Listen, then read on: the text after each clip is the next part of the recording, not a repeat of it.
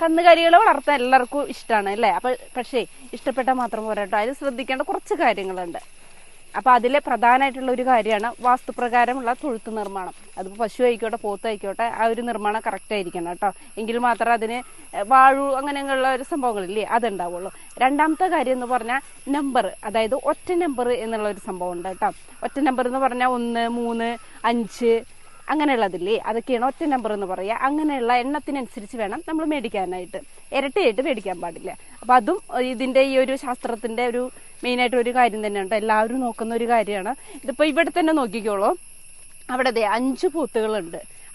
ഒരു ചേട്ടൻ്റെ ആണ് കേട്ടോ, ഒരു 5 പോത്ത്, വേറൊരാളുടെ ഒരു 3 പോത്ത്, അങ്ങനെ. അപ്പം എല്ലാവരും മേടിക്കുന്ന സമയത്ത് ഒറ്റ നമ്പർ പിടുന്നത് പോലെ മേടിക്കുള്ളൂ, ഇരട്ടിയായിട്ട് ആരും മേടിക്കാറില്ല.